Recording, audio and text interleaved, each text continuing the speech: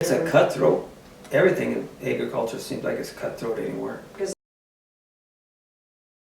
Some years paying the bills is very challenging. You gotta be tough. You gotta be thick-skinned to do this. I mean, it's not for the faint of heart. I am Krista Dolan, and this is my husband, Ryan Dolan. I'm Sean Brown. Hello, I'm Jody Miller. I'm Dan Miller. I am Nona Roum. I'm Wilmer Roum. I am Sam Draves. Stuart Brockup. I'm Laura Daniels. We're Jerry and Brenda Yeager. Heidi Ashworth. Name is Tom Jahani, and everybody calls me Old John.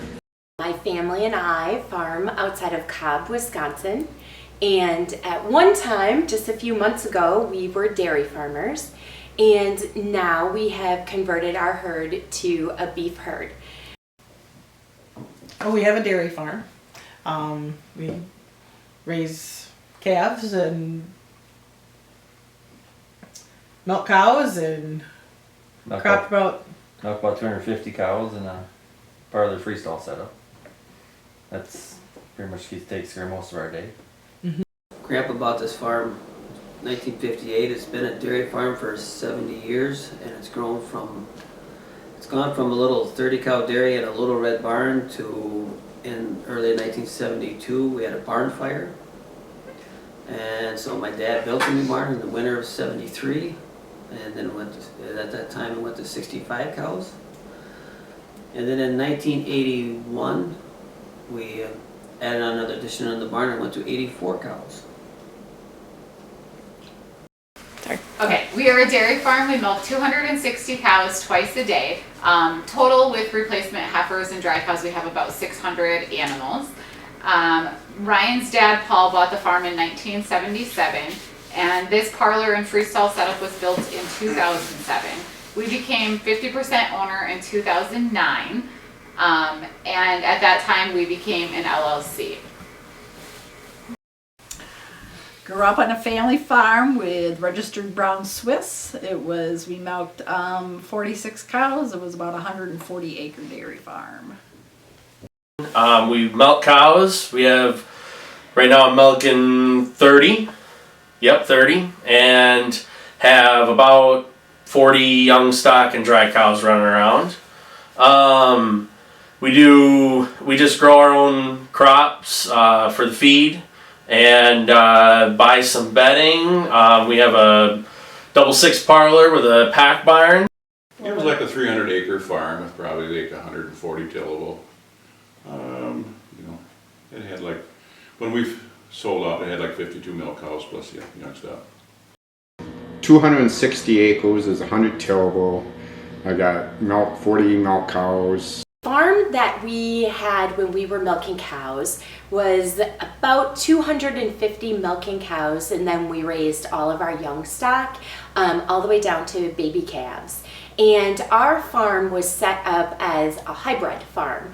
Been farming here since I bought it from my father in 1992, and I'm the 5th generation to farm here. I have 225 milk cows.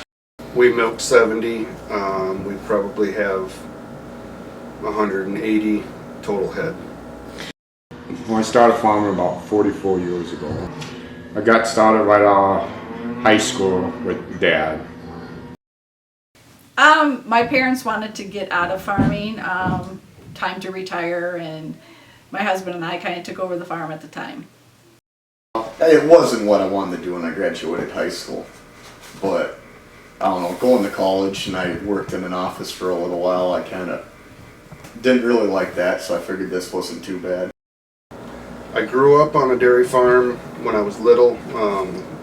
My parents sold that when I was in 6th grade, and I always wanted to farm, so I worked for guys from 6th grade all the way through high school, and then I got a chance to start farming on my own for the guy I'd worked for all through high school. I was born into it. I've always said that it's in my blood, and I'm kind of stuck doing it. And and I enjoy it. But yeah, no, I've been farming my whole life, and Heartwood Farm has always been my dream, my crazy, stupid dream. We were awful naive when we were both 20 and 21. We thought this is what we want to do the rest of our life. Well, obviously we're still doing it. And we're still doing it. I don't know why, but we are. It's how she milked cows for her dad on the other side of Highland her whole life. I've done it my whole life, so it's something we both shared, what we would want and how we want to raise our family someday. And we went with it. As crazy as it seems, and like I said, we're still at it, so. bookwork and dehorning. Those are the two most challenging parts of dairy farming. Probably the worst is just trying to make ends meet all the time. You gotta work till you're done. You don't work till 5 o'clock. Yeah. You work till it's done. The milk price. That was probably the biggest challenge of it. It can be very nerve-wracking. I mean, farming in general can be nerve-wracking, especially with livestock. You never have a stable milk price nowadays. You know, and I know that there is no hours, it's you work all the time. You know, you really almost wonder if you should tell your kids to do it because it's so volatile and you don't even know what's going to be in a few years. We don't have a lot of choice of what we get paid for things. Everything is so expensive, you know, compared to 30 years ago, and the milk price is about the same it was back then. And farming's been really financially challenging the last few years. Yeah, the last few years been financially a struggle. Anytime you're making a really big decision like selling your herd of dairy cows, it, you know, I think it happens a little bit at a time. And that was definitely true for us as well. But knowing that my husband wasn't as passionate about the business that we owned as he once was important to me. I wanted him to be in an environment where he could thrive. Also, I'm just going to be honest here, I was diagnosed with MS, and while I'm completely healthy now, having a disease that could involve, you know, some loss of mobility is something that I did factor in. And not that I couldn't continue to be a farmer, but mostly that I wanted to get the most out of my life now, because I don't know what my future will bring. When you get a milk check that says void on it, it's kind of hard to get payments made, keep food on the table for your family, plus feeding your animals.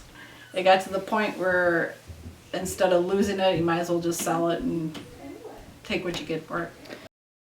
Because we opened up a milk check that summer, it's down around $9, and I said, and we'd been contemplating for like 2 years. I already had like a small beef herd, and we, you know, back and forth, we should jump into the beef or not. And yeah, the day the milk check come, that was, yeah, we could quit chopping that day. I said, that's it. The hardest part about selling our herd was definitely the day of the sale. That day was just so hard. It's hard for me to put it into words. I knew it was coming for such a long time, of course, and I knew that we had, I felt very proud that we did everything we could to have our herd in just really perfect shape for their future owners. I mean, the hoof trimmer was here every week, and you know, they just were so beautiful that day. And just, you know, having them go through the ring one by one was a very, very difficult day for me personally. It was for my family too, because it was a moment where they knew everything was going to change that day. If the prices would have stayed up, I wouldn't have never sold it. It comes to springtime and the grass is growing and my beautiful Jersey cows are not headed out to the pasture, there's no doubt in my mind that will forever be, like, there will be an empty part of my heart forever. running the dairy farm was always my dream. And so there were so many parts of it that I absolutely loved. Every day is like a different challenge. There's always something new every day, and not every day is the same. It was always fun farming with my dad and brothers and stuff, and now I'm farming with my son and grandson, and so that's kind of cool. You love the animals. I mean, you get frustrated with them, but you really have to kind of love working with them and enjoy the animals, because if you don't do that, I think it's a lot harder. I love these cows, and I absolutely love my job. Favorite part? I'd say being outside every day, working with the cattle, and working with my family. I mean, it doesn't get much better than that. Yeah. Being my own boss, I love the country. Your own boss. This is the only way to raise children. They learn responsibility. More satisfying working for yourself rather than under somebody else's, thumb. Just being your own boss, being able to make your own decisions, the freedom of being outside and not confined to inside a building. I mean, you got the hard hours and labor of doing it, but you were doing it for yourself, not for someone else, Morning time I like the best, getting up in the morning and milking them and stuff. It's just a good place to raise kids, teaches them work ethic and everything, and it's just a wonderful way of life. I guess my favorite memories are probably the kids being in the barn and swinging on twine strings on the gates and dancing in front of the cows. And when Ashley was little, she tried putting one of those Fisher Price Band-Aids on the cows' leg. It's not all work. There's a lot of fun in dairy farming too. I think the most important lesson I've learned is to always kind of go with the flow. You gotta roll with the punches and move on and get it done and move on to the next thing. Well, like I say, you can't quit until it's done. I mean, what's got to be done, you got to figure out a way to get it done, and Can't give up. It taught me a good work ethic. And we want people to know that everything we do is for the animals, and we take care of the land. If we don't, we wouldn't make it. We really care about our animals. We really take care of them because that is our livelihood. We do the best job we can to provide a good product to people who consume it. Animals on the farm are like better taken care of by us than I take care of myself. Like, I make sure they have all of their meals and everything they need to be cared for. There's days like I skip lunch, but I can't let them skip a meal. we baby our animals and everything else as much as you can. I mean, we feed them better than we feed ourselves usually, We really do, and they come first. Everything we do is for the animals. I mean, you've got We try to treat our cows very well. My wife always says they get treated better than she does. I think that we're just hard-working, humble people. We're just out here doing our job and, trying to make a living for ourselves. You have to have a love and a passion for it. It's not a 9-to-5 job. It's 365 days a year. You gotta love it. But there's one thing that has never changed, and that is the heart of the farmer. And the reason people become a farmer, and the thing that keeps them going, and the reason they do this hard work is because of their heart.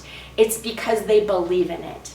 It's because it's what's been passed down through their family, or it's what they're passionate about, and that's why they became a first-generation farmer. And so that heart is the same. And why do you farm? It's a business, and it's my own business. It's kind of a pride thing. You're producing food for the world. I love it. You go because it's a good life.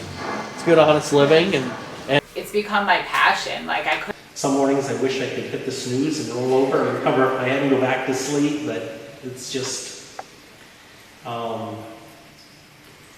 my responsibility, and that's what I do. And so it's, for the most part, I enjoy almost every day. I always say that I've come to realize that dairy farmers are a unique people. because I think we've all got a screw loose somewhere that makes us get up early, deal with 1,000 to 1,500 pound cattle, and get pushed around by them sometimes, and deal with all this stuff. But I also think that it's in my blood, and it's in, as dairy farmers, it's just in our blood. We know how to do it. We enjoy doing it. We love the cattle. Even I wouldn't be here if I didn't enjoy it. Well, I almost looked at it like a disease. You get it in your blood and it just... Why? Because we've done it for so long, it's a force of habit at this point. Yeah. Yeah, it is a force of habit. It's just I know, something you enjoy the good things. And I'm living the dream. That's what we say around here. I think I just love it.